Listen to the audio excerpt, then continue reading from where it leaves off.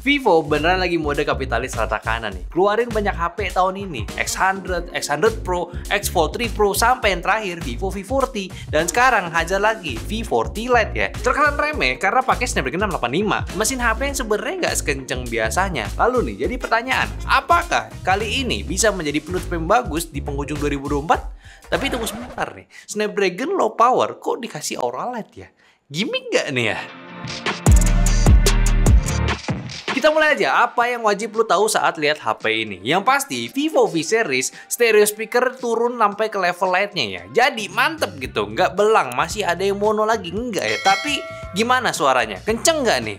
Ya pastinya udah kenceng lah, dia bisa di 300% cuy. Tapi ya lagi-lagi, ini Vivo lucu sekali ya, fitur stereo jadi fitur utama di websitenya. Tapi nggak apa-apa, lebih baik ada daripada absen terus kan. Dan nggak yang lain, yang pasti juga fitur AI pun hadir di Vivo V40 Lite ini. By the way, kenapa ya jadi Lite ya? Harusnya kan ada seri bawahnya itu ya A series gitu. Coba komen ya kalau kalian tahu. Dan jangan lupa juga subscribe penyantai, oke?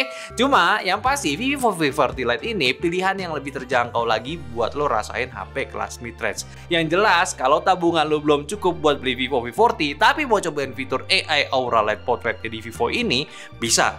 Dan gua rasa sih ini kayaknya di bawahnya Vivo V series yang E punya ya. Tapi ya udahlah ya. Balik bahas fitur Vivo AI yang hadir di HP ini. Jelas yang nggak jauh-jauh dari fitur kameranya, kayak AI Erase buat hapus objek seperti handphone kelas atasnya, terus ada AI Photo Enhance menajamkan foto yang kurang bagus kualitasnya, terus ada AI Dokumen untuk konversi gambar tulisan atau informasi langsung seperti nge-scan foto. Dan pada akhirnya semua HP akan kebagian fitur AI. Apakah bagus?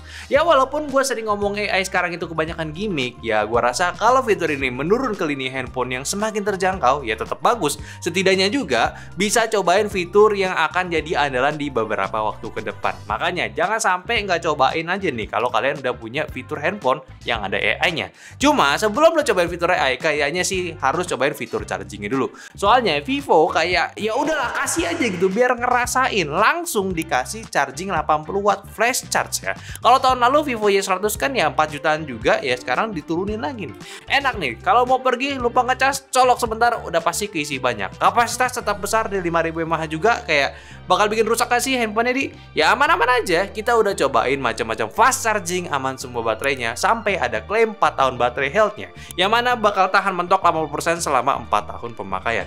Tapi coba lihat lagi deh ke handphonenya, kira-kira HP ini mirip kayak handphone apa? Coba komen ya. Soalnya gue agak kaget sih, ini style-nya nggak kayak Vivo V series kayak biasanya gitu. Ya masih sejenis emang, cuma lebih familiar ke yang itu gak sih ya. Jadinya masih bagus emang, yang ini lebih minimalis, kamera bumnya gini nggak bentukan bulat tapi lebih kayak segi 8 gitu bentuknya, yang mana sebutannya Cushion Cut Diamond, dan tetap ada AI Aura Lite-nya. Sisi sampingnya flat yang glossy-nya ini oke punya, dan tentunya warna yang lagi ngetrend di 2024 titanium silver ya. Atau pilihan lainnya ada Pearl Violet sama Carbon Black. Yang kalau gua lihat ya, dua-duanya itu punya hint ungu. Vivo senang banget gitu sama warna ungu gitu. Tapi sih ya, silvernya ini masih kerasa mewah lah, nggak gampang kotor kecuali sisi sampingnya ini. Ya secara overall ini buat handphone kelas 3 jutaan ini sih udah kerasa bagus, nggak mainstream banget gitu desainnya. Dapat sertifikasi IP64 juga, dan desainnya cukup beda dengan kompetitor, jadi sebuah pilihan baru buat calon penggunanya. Dan secara fisik layarnya udah cukup simetris, punch hole juga kamera depannya, pakai AMOLED Full HD Plus, 120Hz juga udah cukup smooth, dan tingkat kecerdasannya di 1200 nits. Jadi sih ya, kalau dipakai luar ruangan udah cukup kelihatan jelas. Dan dari kita tes sendiri aja, video simulasi dan juga video HDR ini bisa dapat tingkat nits yang hampir nyentuh sih. Terus dia nggak ada ghost touch juga, dan udah responsif juga. Jadi ya untuk main game ini masih aman juga.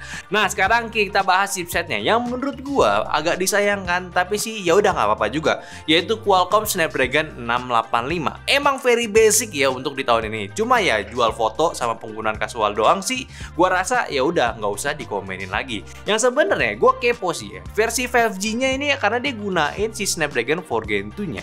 Harusnya ada yang di-upgrade dari Vivo Y100 kemarin naik ke seri V-nya. Kayak kameranya di-upgrade kah? Tapi nggak tahu deh, resmi di Indo atau enggak ya gua belum tahu. Kita tunggu aja rilisnya bakal ada apa enggak. Tapi baik lagi, dapat info di internet juga kalau Vivo V40 Lite yang 4G ini harganya itu bakalan mulai di 3,2 jutaan. Kalau iya sih, ini aman banget nih buat handphone Vivo. Dapat pilihan RAM-nya 8128 sama 8256 GB.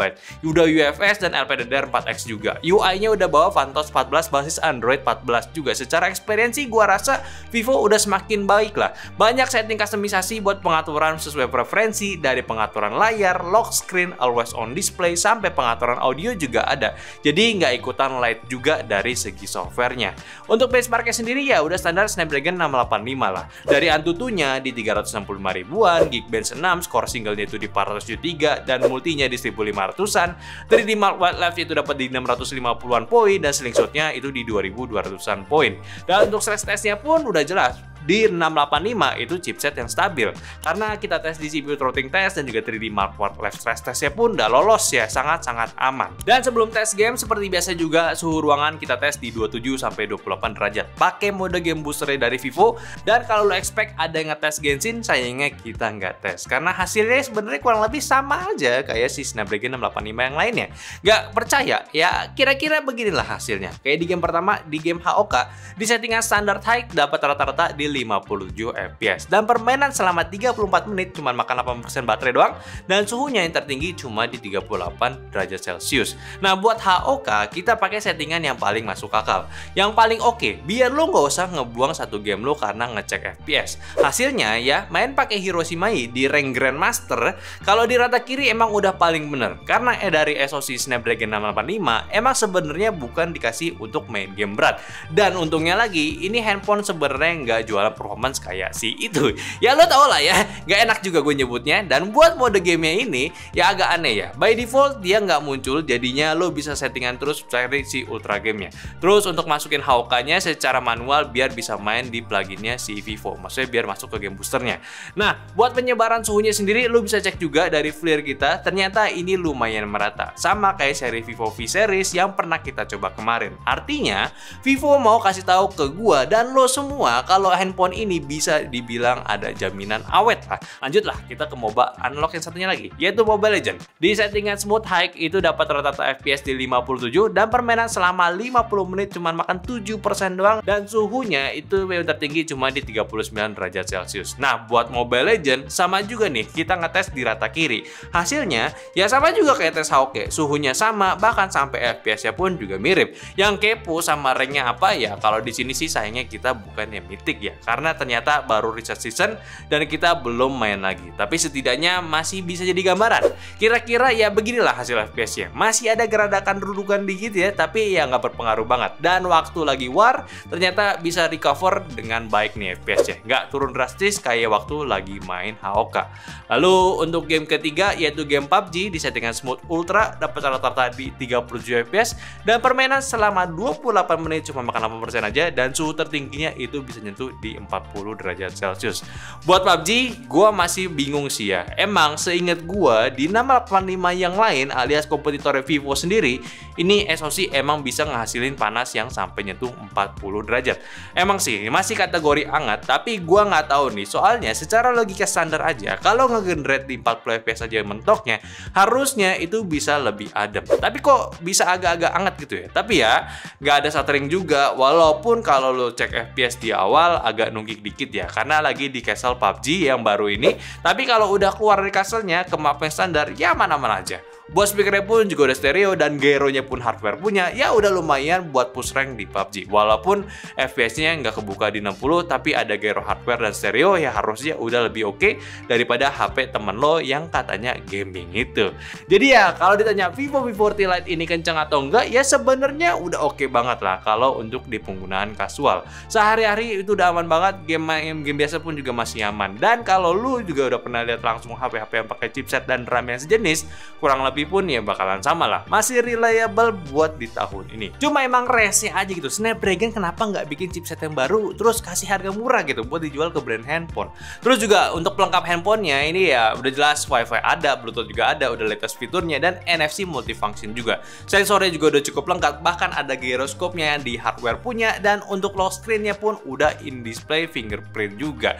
Ya sekarang kita bahas kameranya. Dari setup kameranya ini ada dua, ya 50 megapiksel main kamera kamera dan satu kamera gimmick yaitu depth 2 megapiksel serta kamera depannya dia ada di 32 megapiksel. Secara penggunaan foto dia bisa in sensor zoom di 2 kali dan ada AI Aura Light Portraitnya. Itu pun juga cara pakainya sama aja dan fungsinya pun juga sama juga, beda ya flash biasa aja gitu. Kalau AI Aura Light Portrait ini fiturnya lebih ke continuous light. Jadi kalau di foto buat ngecek bedanya pun jelas beda jauh dengan flash biasa. Yang satu objeknya backgroundnya tetap gelap, sedangkan AI Aura Light ini itu foto backgroundnya jelas namun objek bisa disesuaikan dengan warna yang kita atur. Dan bahas soal hasilnya, dari kamera utama dia ini ya udah tergolong aman lah. Dari detail emang sekelas HP di harganya dan dia lebih main ke warna sama processing aja. Ya udah cukup aman buat foto-foto, cuma untuk beberapa detail di foto yang jauh gua rasa agak sedikit berkurang dari clarity-nya. Dan untuk kontras pun dari objek rumput yang semrawut pun sebenarnya agak kurang detail aja. Tapi untuk objek yang gak banyak objek semrawut seperti rumput tadi, ini tergolong aman. Kayak udah tinggal jadi aja, malah processingnya jauh lebih baik. Untuk mode auto HDR pun juga kebanyakan nggak merubah banyak di hasil fotonya. Terutama dynamic range-nya pun juga nggak terlalu kerasa bedanya. Hanya sedikit ya perbedaannya ada yang ditweak untuk di mode ini. Dan sulit kelihatan jelas saat dibandingkan pun ya. Kalau untuk mode malam dengan AI Aura Light Portrait-nya pun ya secara kerjanya juga sesuai sama yang udah gue jelasin tadi. Dia itu tetap bisa kasih detail objek yang sama-sama tajam ketika gunain flash. Namun untuk permainan warna dia itu berbeda dan disesuaikan dengan kebutuhan aja ya. Dan untuk mode malamnya seperti biasa ya, di mode biasa sih ini dia agak kesulitan ngambil gambar yang memang punya cahaya terang. Jadinya overexpose di titik terangnya dan harus dikurangin dengan gunain mode night mode-nya agar bisa dapetin detail yang lebih oke lagi. Perekaman video jelas untuk level handphone ini umumnya akan dapat di Full HD 30 fps saja, tapi di resolusi ini dia udah ada IIS yang untuk meminimalisir guncangannya. Ya jelas untuk videonya sendiri udah cukup stabil lah, nggak banyak guncangan. Cuma memang catatannya harus diaktifin mode stabilisasinya dan agak sedikit crop. Kalau nggak ya akan guncang juga. Dan untuk segi warnanya dia punya masih agak sedikit mute. Ya kalau bisa sih ini dikasih warna sedikit biar lebih realistis lah. Ya lewat update software mungkin bisa kali ya. Iya. Kebun lagi. Ya balik lagi ke kebun untuk melakukan pengetesan apakah V40 Lite itu layak untuk dipakai kamera depannya sebagai daily driver atau yang lebih asik gitu. Nah ini gue lagi di kebun seperti biasa ya. Perkebunan duniawi untuk tes apakah mampu untuk Vivo V40 Lite bisa ngambil suara yang berangin kayak begini gitu. Walaupun sih waktu gue tes sih ternyata bisa ya, ini tuh terang banget dan gue bisa langsung komenin soal layarnya. Di layarnya ini menurut gue udah lumayan banget ya untuk ukuran HP yang sebenarnya positioningnya itu tuh bukan yang bener-bener premium gitu. Ini kan positioningnya tuh lebih ke, seingat gue tuh mid-range bawah gitu ya, mid-range entry atau gitu ya, karena light juga. Tapi gimana suaranya kalau misalnya ada di pinggir jalan, jadinya kayak begini. Oke, ini buat di ke samping jalan ya, kira-kira begini audionya.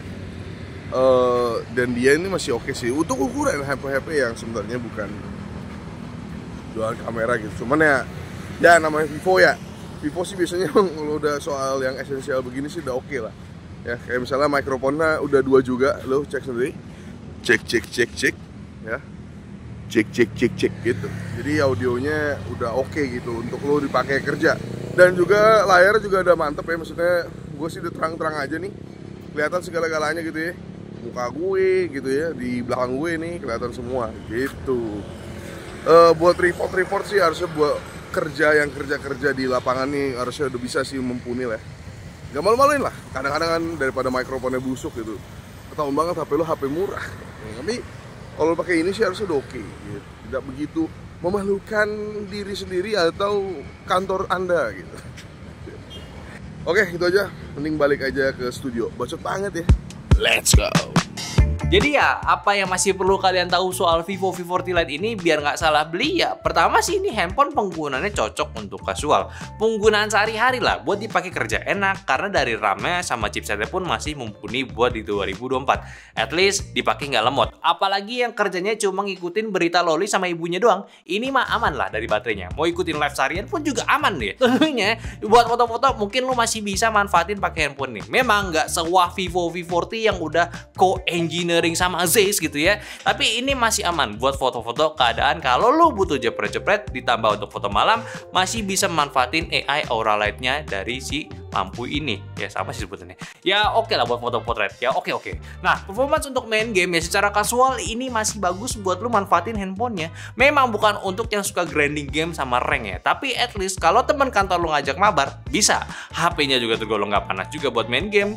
Ya asalkan ya sesuaikan sama settingan gamenya aja. Dan yang terakhir, yang paling gue suka sama Vivo yaitu desainnya ini. Asli, buat di harga 3 jutaan kecil, dia bisa nawarin bentukan HP yang udah cukup mewah di kelasnya. Gue suka kamera bump kayak gini, di sisi samping silver glossy juga nggak kerasa finish plastik gitu ya, masih kerasa metalnya. Ya ini walaupun ini plastik ya, tapi ini jadi cukup kece lah buat dipakai. Show off ke teman-teman, apalagi kalau ya temen lu cewek ya ini udah pasti senang lah lihat handphone seperti ini. Intinya tinggal kasih tahu aja harga resminya berapa. Kalau misalkan harga itu sama kayak leak-leak yang bocor di internet, ini handphone pas buat naruh harganya. 3 jutaan kecil sih ini harga yang sesuai lah dengan fitur-fitur yang ditawarkan ke handphone ini. Plus dari Vivo juga. Ya at least Vivo V40 Lite ini nggak bikin rusak line up bagusnya Vivo tahun ini. Worth lah buat dipikir-pikir kalau sales Vivo lewat nawarin handphone ini ke kalian gitu ya. Jadi menurut kalian gimana sama handphone Vivo yang baru aja rilis kali ini? Coba dong share pendapat dari kolom komentar. Dan mungkin itu aja dulu pembahasan gue dari V40 Lite dari Vivo ini ya. Ya silakan kalian ini aja kasih pendapat dan kita diskusi bareng di kolom komentar bawah. Dan jangan lupa untuk like videonya kalau kalian suka, subscribe juga channel Nyantai kalau kalian suka. Ya, suka semuanya.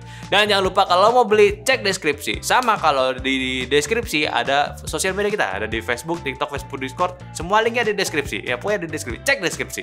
Kita jualan juga di deskripsi ya. Udah disebut mesti jualan udah ya. Ya intinya sampai jumpa di videonya selanjutnya. Bye bye.